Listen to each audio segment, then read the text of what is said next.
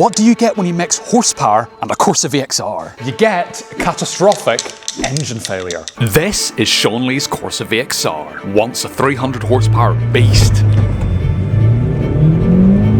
Now, a broken down shell in a million pieces. In the last episode, we picked up a new engine and gearbox from a crash damaged VXR, thinking it was our big break. But something didn't sit right. As we stripped it down, the problem started to show. Is that oil? No, it's a spring. Why is there a spring in here? Now we've got 3 engines, one with a hole in its block, another missing half its parts, and the third might be hiding some serious internal damage. What could possibly go wrong?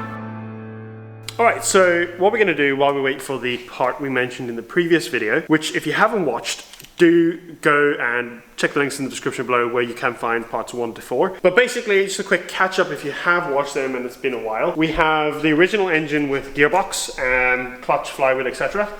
We have the new engine which we're hoping to put into the car, and we have another spare engine over there. When I bought the car, I was told it had a lightweight flywheel and a performance clutch. I guess this is going to be the moment of truth.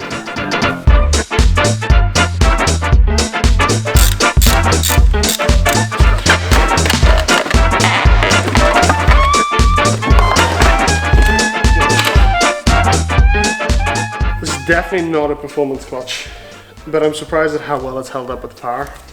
Held up incredibly well. Still got quite a lot of clutch on it. With that news about the clutch, we got the original block on the stand to have a closer look. This is where the real catastrophe is. Let's have a look at this. That is a hole in the block, which is not pretty. You literally put your fingers through it. I think what I'm going to maybe do, we'll keep that block standard. We have the spare block and we have all the parts on this block. And we'll try and keep it standard, get a standard engine in it, get the car on the road, and then we'll maybe build a race engine. I think that's going to be the way, if I decide to do that, if it's worth it. So after disassembling the Corsa, we're going to take all the parts that we've got and now load them away, and now we're going to start getting the other gearbox ready on the stand and take it apart.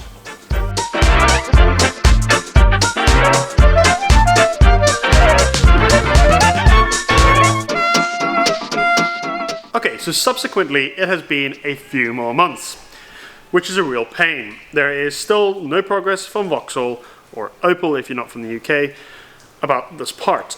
It's paid for and everything. It's now been at least minimum 7-8 months. So we're going to try and modify this one to get it to work in the hopes that we can do it. And then if we can get our money back. And if it doesn't work, I mean, no loss, it's still broken. So let's get cracking. What I've done is I've purchased some of this vacuum hose.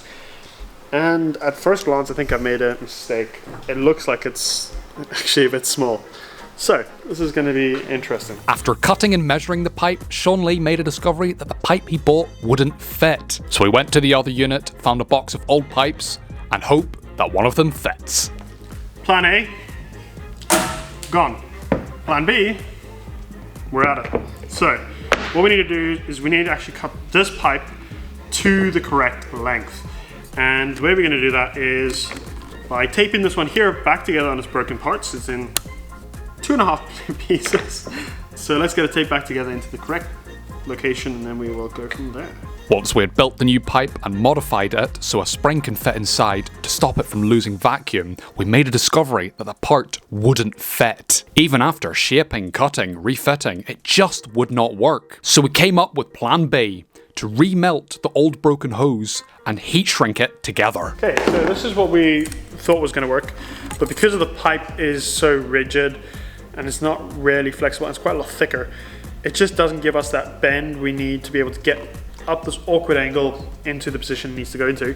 So what we've done is we took the broken corrugated pipe, we soldered it back together, then we put adhesive sealer on it, and then we have used glued shrink wrap to seal it again. So that will hopefully solve our issue. So yeah, at least we got this done. So now what we can do is we can actually start getting this assembled and ready to go. After dismantling one of the engines, the following week, Shaun's brother Llewellyn timed up the new engine and attempted to do a compression test. However, he couldn't get the engine to swing over. In that moment, he decided it's a better idea to perform the test inside the car. The next weekend, we pushed the car around to finish the final preparations of getting the car ready. So what we're going to be doing is we're going to be replacing me with an engine and gearbox.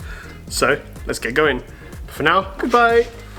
Now that I'm outside the car, we can have a look inside, because that's where we're going to be working. I just need to quickly go over and just check that all the pipes and everything here is not in the way of where the engine and gearbox is going to be lifted into, that the engine mountings are free to be able to lift the car motor into it. Once we brought the new engine into the workshop and checked for all the cables, we noticed that one of the engine loom wires had been cut. This meant we had to use the original car's loom. But before doing that, Shaun made a discovery that might reveal some secrets about the car's past. Right, so we're looking at the new engine that I've got to put into the car. It actually has air conditioning. Now, I don't recall my old engine having an AC pump on it, but the car does have an AC switch inside. So that leads me to believe that either the previous owner or whoever's owned the car before has done an AC delete, because maybe there's a crack in the AC system or there was a leak somewhere, or they've put another engine into the car. So possibly this may not be the first engine this car is getting, maybe getting another engine. Once we confirmed that all the plugs were in the correct place and installing a previously missing hose, Yeah boy, good job. we attached some ratchet straps and prepared to crane the engine in.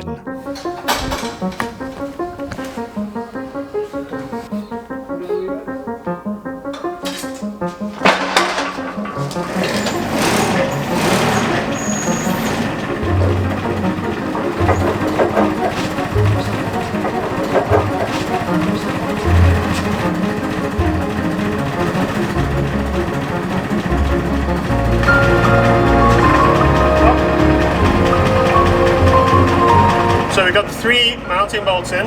We need to do the engine mount for this side here. Okay, so I found the engine mount and I have just bolted it in, so that engine mount is ready to go. What I have to do now is lift this left-hand side of the engine up the way to be able to allow me to get the bolts in. Then this engine will be hanging in the car, but then it's just a matter of doing the connections, the plumbing, the piping, and it should be running. The engine is in the car, finally. Fist bump, handshake. Yes. We done it, guys. After that successful attempt of craning the engine in, we connected the cables and pipes, gave it some oil and water, which went as well as you could have expected. Then it was ready to give the engine a crank. Now this is good and bad news. The good news is the compression and timing is good. The bad news is it's not wanting to fully start. But it was getting late, so we left it for the night and came back the next day. Okay, so I pushed the car in yesterday evening because we have lovely weather here in the UK. I've got the battery on the battery charger. So I think before we give it any goes, let's get it connected and give it one final try before we start digging into what else could possibly be an issue. Now, for some reason, the car just didn't want to fuel itself. But we were able to persuade it into life with a bit of quick start.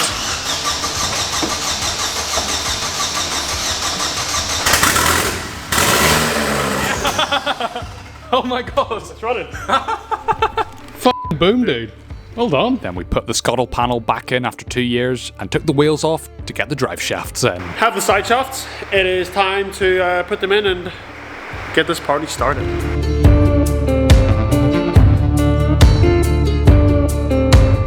Okay, so at the minute we're putting oil in the gearbox. And then we're going to be bleeding the clutch after. Yes, so and this It should be ready to go. This is a device you need to put oil into the gearbox.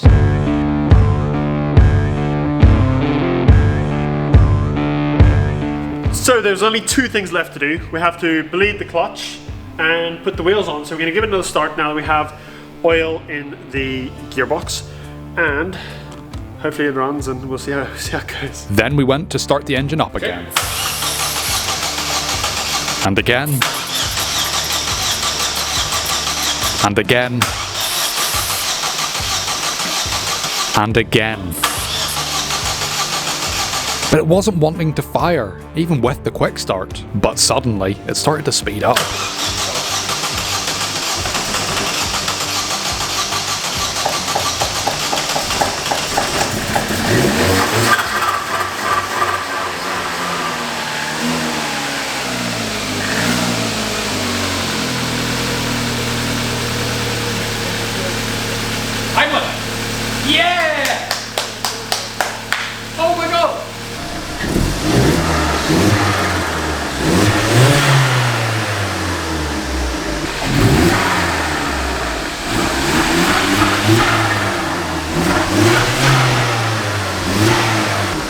gonna go brap, full throttle off.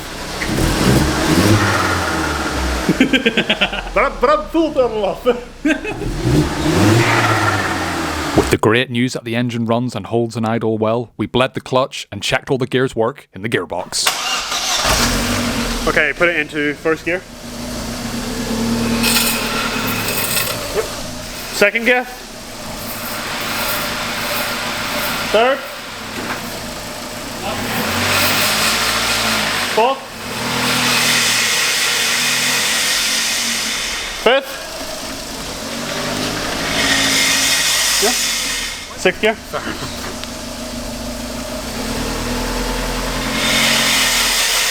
Yeah. Reverse. That working? Clutch is working. Clutch is working. Yay! Put the tires on. Get it out. Go for a wee spin. Then finally got the wheels on, then took it out under its own steam out of the workshop. And it didn't start. I know.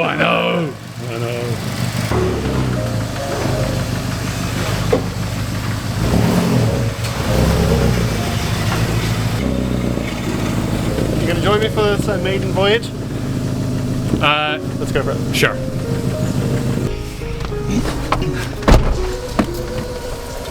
Oh my god! Back, baby. Oh my god!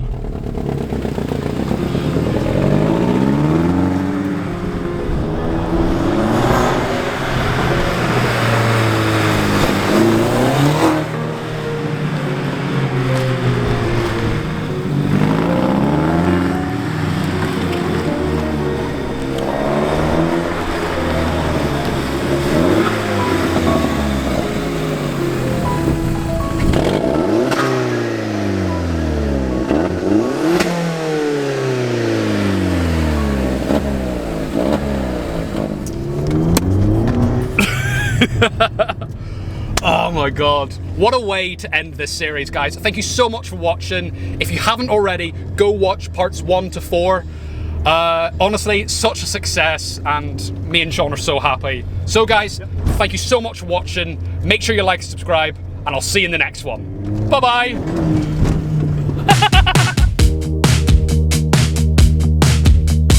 Shaun, do you see that car there?